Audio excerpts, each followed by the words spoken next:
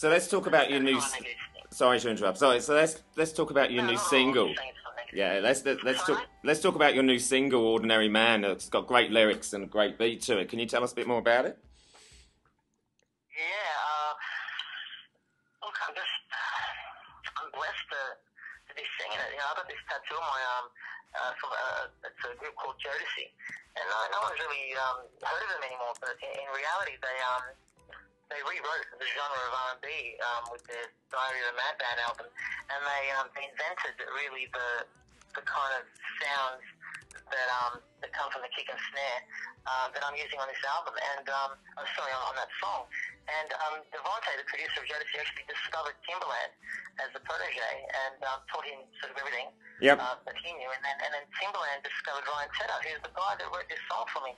So I never imagined that when I got this tattoo at the age of 15, that I'd be like 2-3 degrees of separation from Devontae, you know, himself, the greatest producer-songwriter. So it's really a romantic relationship that I'm having with it. And yes, like you said, the lyrics, man, I mean, gosh, you know, like, I mean, I relate to them very intimately.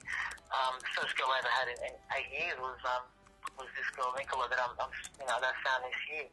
So, she truly does make me feel extraordinary. But the thing is, the title of the song, after everything that's happened to me, kind of, you know, it's poetic. I never imagined that my next single would be a statement of who I actually am.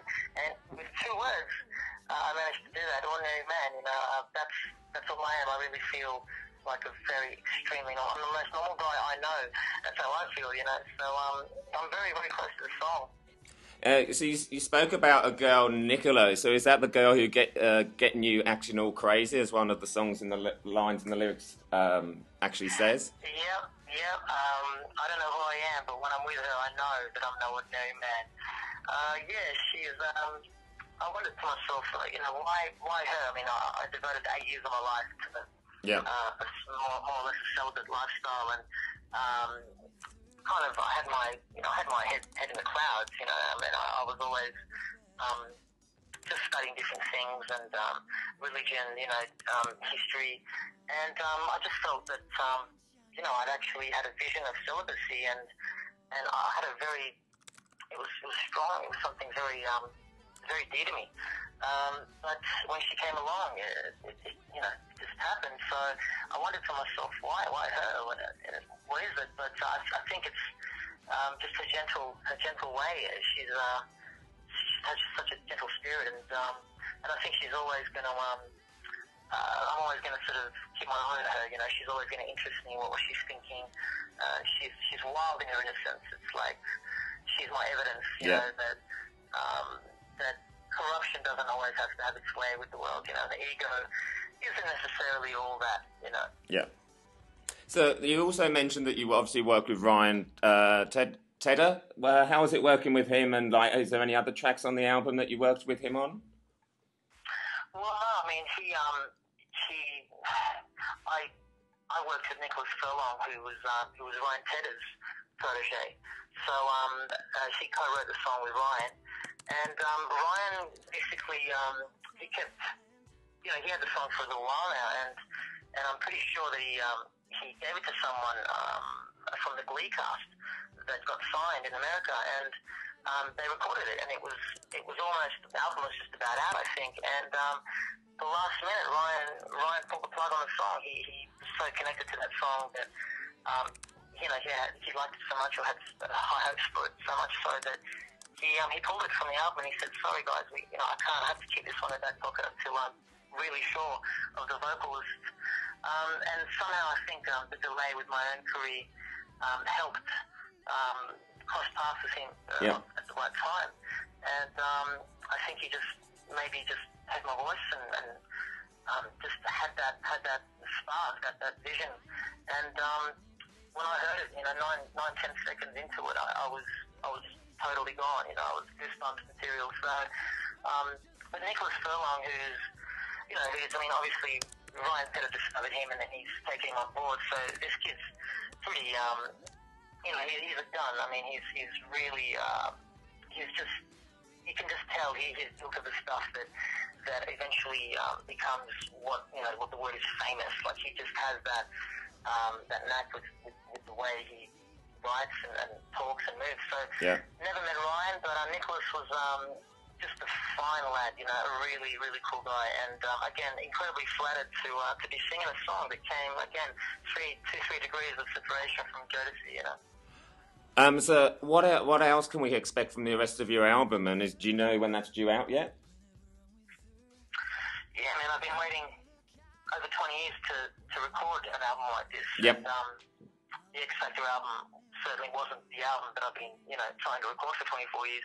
It was just an honorary album to the show, to the experience. But the album is something that obviously, I'm craving to do, and going through my songs now, and there's so many of them that I've written over the years that it's going to be tough to break it down to 12, 13 songs, but I think it's going to add to the quality of the album. I mean, these are, I've been developing my songwriting for 24, 25 years.